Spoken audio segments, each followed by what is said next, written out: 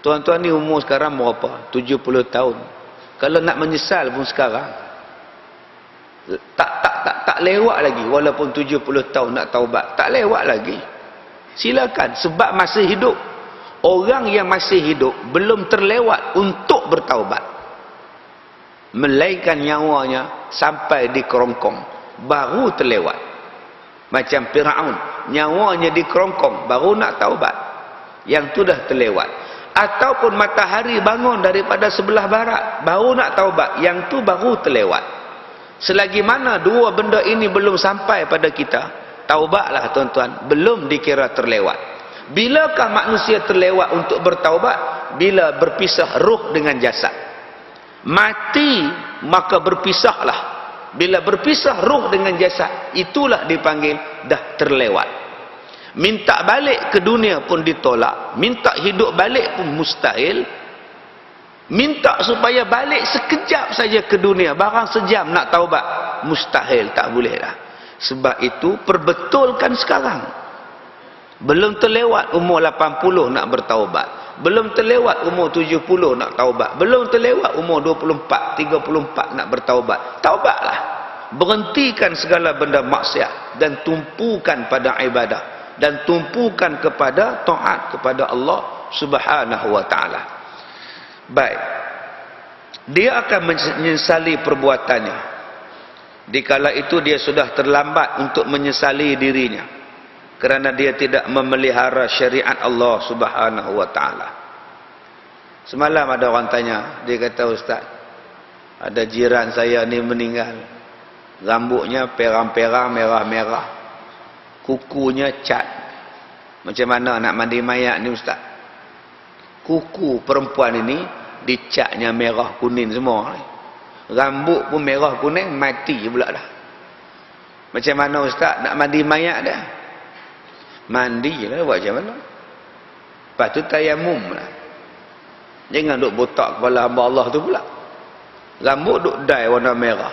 Ni tak sah mandi ni. Kawan pergi ambil gunting, perak cukup, botak tu. Tu nama dia menyakiti mayat. Mandi macam biasa, lepas tu tayamum. Kalau kuku dia tu ada tina, boleh buang tina, buanglah. Kalau tak boleh buang, jangan pergi cabut kuku pula. Ganti dengan tayamum, selesai masalah. Kalau dah mati macam tu pun, kita tak tahulah tuan-tuan keadaan macam mana. Ya, Allah Ta'ala ni dia nak pelihara kita ni. Kadang-kadang duduk dalam kereta yang sama, aksiden. 4 orang aksiden. 4 orang duduk dalam kereta, tergolek, jatuh gaung. Bentuk pemeliharaan Allah Ta'ala tu, Allah pelihara. Yang kawan ni mata tercabut, yang kawan ni putih, kepala terkehel tengah-tengah cermin.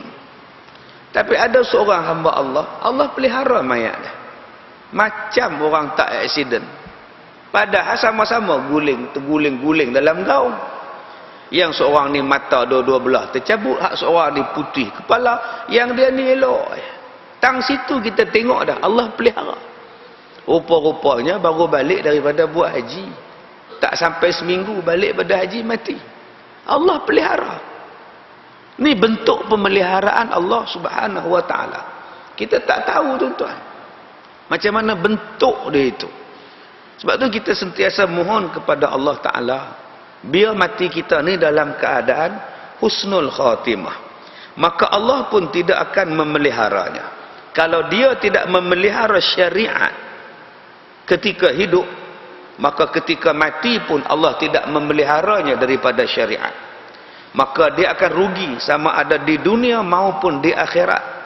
Dan itulah kerugiannya yang paling nyata.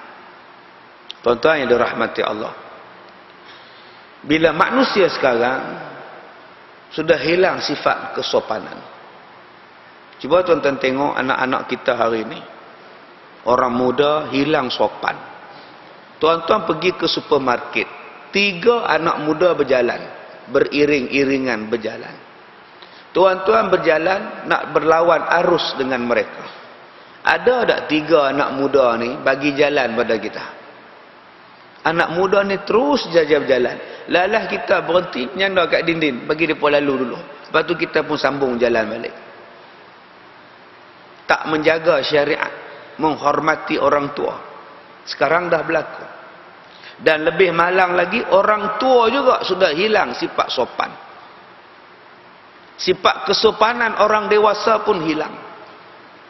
Pepatah orang Melayu sopan santun hanya tinggal kenangan sekarang.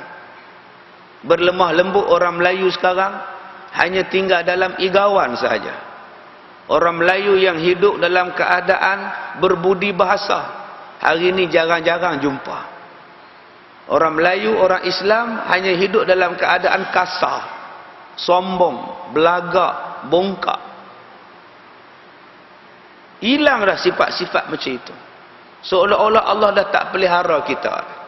Dulu orang Melayu dikenali dengan sifat yang bersopan, yang berhemah. Tetapi kita hari ini sama-sama Melayu, sangat tidak bersopan, sangat tidak berhemah. Sebaliknya orang Melayu lebih bersopan dengan orang kafir, lebih segan dengan orang kafir, dengan sesama Islam. Satu Quran, satu Nabi, satu masjid. Kalau boleh bertumbuk dalam masjid.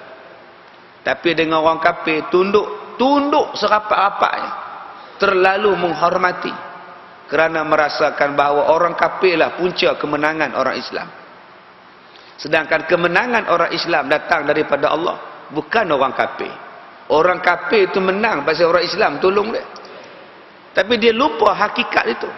Bila dia lupa hakikat itu, dia lupa bahawa Allah yang bagi, Allah yang pelihara. Maka berapa banyak orang yang sudah tidak menyebut lagi hukum Allah disebabkan nak menjaga hati orang kafir. Tidak lagi disebut hukum hudud kepada orang kafir kerana takut orang kafir kecil hati. Tak disebut lagi sebuah negara Islam pada orang kafir sebab takut orang kafir menolak. Akhirnya apa? Kita tak jaga Allah. Bila kita tak jaga Allah, kita jaga orang kafir, maka sekarang ini siapa yang akan memelihara kita? Sedangkan Allah yang beri kemenangan. Maka kalau nak mengekalkan kemenangan, kena jaga Allah. Tapi bila kita jaga orang kafir lebih daripada menjaga Allah, Allah tak akan menjaga kemenangan kita. Ingat tuan-tuan, perkara yang kita sebutkan pada hari ini, supaya kita ingat apa yang berlaku pada kita ini ialah izin daripada Allah. Maka berbalik kena jaga Allah, bukan jaga manusia. Banyak orang jaga manusia, dia tak jaga Allah. Allah yang memberikan rezeki. Jangan pelihara rezeki itu saja, pelihara yang memberi rezeki. Taat kepada dia, barulah rezeki bertambah. Ada orang yang semata-mata dia jaga rezeki dia, dia jaga kereta dia, dia gilap kereta dia, dia polish kereta dia, tukar sport rim, tukar macam-macam. Kereta dia jaga sungguh. Tapi dia lupa siapa yang memberikan rezeki pada dia supaya dia boleh pakai kereta. Allah. Kenapa tak gilap hubungan dia dengan Allah? Semayangnya lebih berkualiti, ibadatnya lebih berkualiti, bacaan Qurannya lebih berkualiti. Yang dia tukar hanyalah sport rim kereta. Siang malam duk fikirkan sport rim dengan exhaust, dengan cat. Kenapa dia tak perbaiki mutu solat dia? Tak pernah baca ayat lazim, tak pernah baca doa, tak pernah baca tasbih. Semayang ni kira betul-betul ikut yang rukun aja. Tak pernah dia buat aksesoris semayang. Yang dia fikirkan aksesoris kereta. Tapi dia tak pernah aksesoriskan bacaan Quran dia. Bacaan Quran dia bila ada mati. Bacaan Quran dia bila ada baca Yasin, anak-anak periksa. Lain daripada itu tidak ada aksesoris untuk Quran. Maka dia tidak memelihara Allah. Maka Allah pun tidak akan memelihara kenderaan rezeki yang Allah bagi pada dia. Baik, kita lihat beberapa bentuk perlindungan Allah terhadap walinya di dalam dunia. Saya dah sebut pada tuan-tuan, apa makna wali? Wali ni tuan-tuan jangan faham orang yang pakai serban besar, pakai jubah, pakai janggut, pakai tasbih, pakai celak. Wali ni kadang-kadang pakai kain pelekal. Wali ni kadang-kadang pakai seluar jin pun menjadi kat dia wali. Apa dia wali? Orang yang taat kepada Allah. Orang yang taat pada Allah, orang yang menjaga hukum hakam Tuhan. Bila dia taat kepada Allah, bila dia jaga